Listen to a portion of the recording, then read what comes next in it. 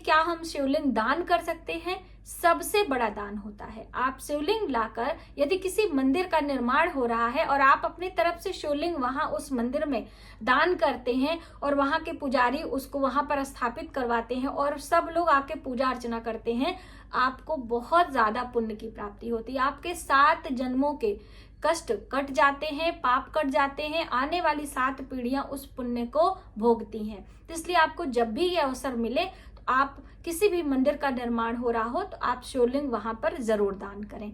नमस्कार, welcome to my channel. मैं हूं मनीषा। दोस्तों, आज की वीडियो श्रावण माह से संबंधित होने वाली है।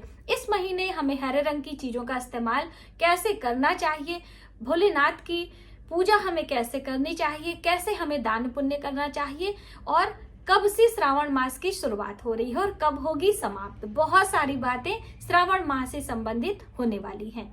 तो सबसे पहले तो श्रावण माह की हार्दिक शुभकामनाएं।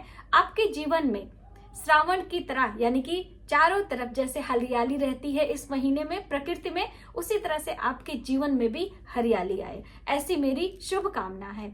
अब दोस्तों, जैसे कि प्रकृति पूरा हरी चादर से भरा रहता है, यानी कि जो हमारा प्रकृति होता है पूरा हरा भरा रहता है, क्योंकि बारिश का मौसम होता है, जिसके कारण जितने भी हमारे फूल पत्तियां होती हैं उनमें नई जान आती है, एक ऊर्जा का संचार होता है। और हम बात करें ग्रहों की, तो जो ये हरा रंग होता है ये बुध ग्रह को रिप्रेजेंट करता है। और बुध ग्रह की हम बात करें तो हमारे जीवन में समृद्धि लाते हैं। बुध ग्रह हमारे सौभाग्य में वृद्धि करते हैं। तो इसलिए आपको हरे रंग की चीजों को धारण भी करना है और दान करना है, लेकिन पहले आप दान करेंगे, उसके बाद स्वयं धारण करेंगे। तो आप जब भी नई चूड़ियां लेकर आते हैं, नई साड़ियां लेकर आते हैं या कोई भी नई चीज, जैसे कि मेहंदी को भी हरे रंग से जोड़ के देखा जाता है, तो मेहंदी भी हरे रंग, इसीलिए इस महीने में जितने पर्व आते हैं सब में हरे रंग की अधिक महत्वता है। चाहे हम बात कर ले हरियाली तीज की, हरियाली अमावस्या की, चाहे नाग पंचमी की बात कर लें, रक्षाबंधन की, सभी में हरे रंग की वस्तुओं का ज्यादा से ज्यादा सेवन होता है। अब सेवन में हम खाने पीने की बात नहीं कर रहे हैं, धारण करने की बात कर रहे हैं। तो आप जब भी ये चीजें लाएं, तो जैसे कि माता पार्वती को हम इन्हें जब सोमवार का व्रत शुरू करते हैं, श्रावण के सोमवार का, तो उसमें हम भगवान शिव और माता पार्वती की पूजा करते हैं। तो ये चीजें हम माँ को चढ़ाते हैं और प्रसाद स्वरूप स्वयं लेकर धारण करते हैं। कुछ चीजें हम दान भी करते हैं। अब देखिए, दान के लिए बहुत सारी बहनों ने पूछा था कि हम किसे दान करें। तो देखिए, जो हम श्रावण के महीने में श्रृंगार की चीजें आप चढ़ाते, चाहे पहले सोमवार को चढ़ाएं, दूसरे में चढ़ाएं, किसी भी सोमवार को आप चढ़ा रहे हैं, 1-2 चीजें स्वयं लेकर बाकी चीजें आपको दान करनी है। जैसे कि बिंदियों की हम बात करें तो बहुत सारे लोग हरे रंग की बिंदी भी लगाते हैं, हरे रंग की चूड़ियां, हरे रंग की साड़ियां, सभी चीजें हरे। तो आप भगवान को चढ़ाएं और स्वयं भी धारण करें। ब्राह्मणी को ये सारी चीजें आप दे सकते हैं। यदि आपके घर में बहन बेटियां हैं, आप छोटी कन्याओं को चूड़ियां, छोटी छोटी ये जो कन्याएं होती हैं उनको भी हरे रंग की चूड़ियां आप दान कर सकते हो। किन्नरों को भी हरे रंग की चूड़ियां, हरे रंग की साड़ियां दान कर सकते हैं आप। देखिए, हरे रंग से हमारे सौभाग्य में वृद्धि आती है, तो ज्यादा से ज्यादा दान करने का प्रयास आप करें। अब इस महीने हरे पत्तेदार सब्जियों का सेवन नहीं करना चाहिए। आयुर्वेद के अनुसार भी और वैसे भी स्वास्थ्य को आप यदि ध्यान में रख के देखते हैं तो हरे पत्तेदार चीजों पर छोटे छोटे कीड़े लगे होते हैं, जो कि हमारे इन आंखों से हमें दिखाई नहीं देते हैं। इसीलिए साग जो होते हैं, किसी भी प्रकार के पत्तेदार साग होते हैं, उनका सेवन करना वर्जित होता है।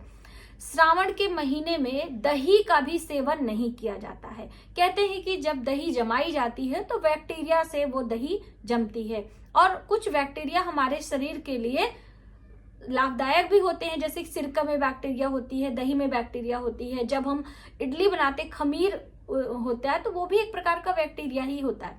तो ये सारी बैक्टीरिया हमारे शरीर के भोजन को पचाने में कार्य करती हैं, जो हमारे सेहत को अच्छा बनाती हैं। लेकिन इस महीने ये दही का सेवन इसीलिए नहीं करते हैं।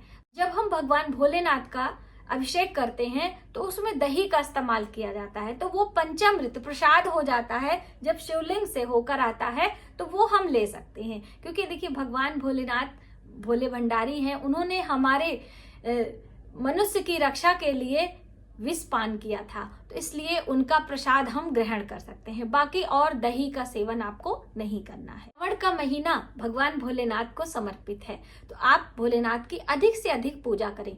एक बहन का प्रश्न था कि क्या हम अपने घर में मिट्टी के शिवलिंग बनाकर पूजा कर सकते हैं कि नहीं। तो देखिए, मिट्टी के जो पार्थिव शिवलिंग जिसे कहा जाता है वो एक ही बार पूजा किया जाता है। पहले उसको अभिमंत्रित किया जाता है, जागृत किया जाता है, फिर उसका पूजन करके हम भगवान भोलेनाथ का अभिषेक करते हैं मंत्रों द्वारा। शिव रुद्राष्टाध्यायी मंत्रों के द्वारा भगवान भोलेनाथ का अभिषेक किया जाता है और उसके बाद फिर उनका विसर्जन किया जाता है। इसलिए आप जब अभिषेक करने की बात आती है तभी आप मिट्टी के शिवलिंग बनाएं। आप मिट्टी के बना सकते हैं, हल्दी के बना सकते हैं, आटे का बना सकते हैं। अपने हाथों से शिवलिंग बनाकर पूजन करने की बात कही गई है। पूजन में रुद्राभिषेक सबसे महत्व रखता है, तो आप रुद्राभिषेक कर सकते हैं। आप चाहे दही से करें, दूध से करें, फलों के रस से करें या फिर सिर्फ गंगा जल से भी अभिषेक कर सकते हैं। तो आप अपने सामर्थ्य के अनुसार ये अभिषेक करें और भगवान भोलेनाथ की पूजा करें। अभिषेक करते समय आपको भगवान के मंत्रों का जप करना है, तो आप पंचाक्षरी मंत्र का जप कर सकते हैं, ओम नमः शिवाय, या फिर जो महामृत्युंजय का मंत्र है उससे भी आप जप कर सकते हैं। अब बिलपत्र बहुत उपयोगी है। बिलपत्र का इस्तेमाल भगवान भोलेनाथ की पूजा में किया जाता है और ऐसा भी है कि बिना बिलपत्र के उनकी पूजा स्वीकार नहीं होती। अब बहुत सारे लोगों के यहाँ बिलपत्र है ही नहीं, उन्हें मिलता ही नहीं। ऐसे में आप समीप पत्र ले सकते हो, समीप पत्र भी आप चढ़ाकर पूजन कर सकते हो। समीप पत्र को यदि शहद के साथ लेप लगाकर भगवान भोलेनाथ के शिवलिंग का श्रृंगार किया जाए तो हमें कर्ज से मुक्ति मिलती है। वहीं पर यदि बिलपत्र हम इस्तेमाल कर रहे हैं तो बिलपत्र की जो 3 पत्तियां होती हैं उनमें हम यदि राम राम शब्द लिखकर और उन्हें सुखाकर उसके बाद उन्हें हम भगवान भोलेनाथ पर चढ़ाते हैं तो हमारी कोई भी मनोकामना हो, माता लक्ष्मी की कृपा हमें प्राप्त होती है। वहीं पर जो बिलपत्र होता है वो माता लक्ष्मी को भी बहुत ही प्रिय है। तो यदि आप माँ लक्ष्मी की पूजा इस महीने कर रहे हो तो उनके चरणों में भी आपको बिलपत्र रखना चाहिए। चाहे गणेश भगवान की पूजा कर रहे हो तो भी आप बिलपत्र, समीप पत्र, तेज पत्र, ये सभी चीजें गणेश देवता को भी प्रिय है तो उनको भी आप चढ़ा सकते हैं। साथ ही दोस्तों, बहुत सारे लोगों का प्रश्न आता है कि भगवान शिवलिंग पर जो हम प्रसाद चढ़ाते हैं क्या हम उसे ग्रहण कर सकते हैं अथवा नहीं। तो देखिए, शिवलिंग पर जो शिवलिंग बना होता है उसके ऊपर डायरेक्टली जब हम कोई प्रसाद चढ़ाते हैं तो वो हम स्वयं नहीं ग्रहण करते हैं। वो प्रसाद मंदिर के पुजारी या फिर सन्यासी ग्रहण करते हैं। हम गृहस्थ मनुष्य उस प्रसाद को नहीं ग्रहण कर सकते हैं। ऐसा नहीं कि उसमें कोई जो है त्रुटि है या कोई इस तरह का है, वो प्रसाद इतना ऊर्जावान होता है कि गृहस्थ को वो प्रसाद नहीं ग्रहण करना चाहिए। बाकी जो आप नीचे चढ़ाते हैं, आसपास रख देते हैं, वो प्रसाद आप ले सकते हो। साथ ही भगवान भोलेनाथ की पूजा आप यदि घर में कर रहे हैं, अपने घर में शिवलिंग लेकर आए हैं तो आप करें, लेकिन अपने घर के जो शिवलिंग होते हैं उनका प्राण प्रतिष्ठा हमें नहीं कराना चाहिए। हर वीडियो में हम आपको बताते हैं। चल प्रतिमा अपने घर में रखनी चाहिए, यानी कि आप उन्हें हटाकर साफ सुथरा करके फिर से उन्हें सजाकर बिठा के रख सके। और जब शिवलिंग ला रहे हो तो नर्मदेश्वर शिवलिंग लेकर आना चाहिए और अपने अंगूठे के जितना बड़ा ही शिवलिंग आपको रखना है। बहुत बड़ा शिवलिंग नहीं लेना चाहिए। वैसे तो बहुत सारे शिवलिंग होते हैं, स्वयंभू शिवलिंग, नर्मदेश्वर शिवलिंग और रामेश्वरम, मतलब इस तरह के बहुत सारे हमारे चैनल पर मैंने जानकारी दी है। तो आप नर्मदेश्वर शिवलिंग लेकर आते हैं तो बहुत अच्छा होता है। वैसे पारद के शिवलिंग भी ला सकते हैं, लेकिन थोड़ा कॉस्टली होता है और रियल नहीं मिलता है, तो इस वजह से नर्मदेश्वर शिवलिंग बहुत ही आसानी से मिल जाता है। नर्मदा नदी से निकला हुआ शिवलिंग नर्मदेश्वर शिवलिंग कहलाता है। तो यदि आप जबलपुर में जो स्थित नर्मदा नदी है वहां गए हैं तो खुद अपने हाथों से नदी से निकाल सकते हैं। ऐसा शिवलिंग आप अपने घर में लाकर रख सकते हैं या वहां पर मिलता है आप ले सकते हैं।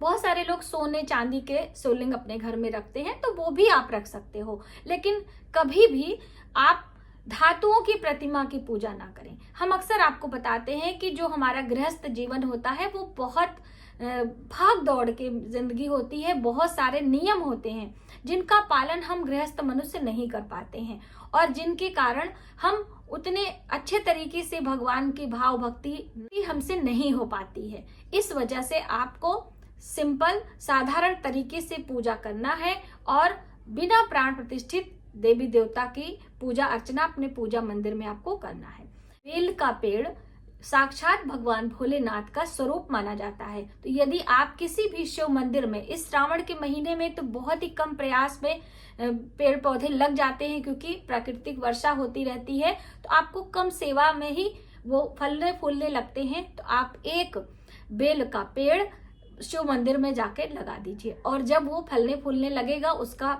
जो इस्तेमाल होगा, जितने ज्यादा लोग करेंगे उतना ही पुण्य फल आपको प्राप्त होगा। इसलिए आपको अपने इस मनुष्य काल में कुछ पेड़ पौधे अवश्य लगाने हैं। अक्सर हम आपको बताते हैं, एक बार फिर से रिपीट कर दे रहे हैं, जैसे कि पीपल का वृक्ष, जैसे कि बरगद का वृक्ष, जैसे कि बेल का वृक्ष, आंवले का वृक्ष, ये सारे वृक्ष देव वृक्षों के अंतर्गत आते हैं और इन्हें आपको लगाना ही चाहिए। आज के वीडियो में बस इतना ही। यदि हमारी जानकारी आपको थोड़ी सी भी हेल्पफुल लगे तो प्लीज हमारे वीडियो को लाइक करें, शेयर करें, सब्सक्राइब जरूर करें नई वीडियोस के लिए। मिलते हैं एक नई जानकारी के साथ नए वीडियो में, तब तक आप अपना ख्याल रखें। जय माता दी।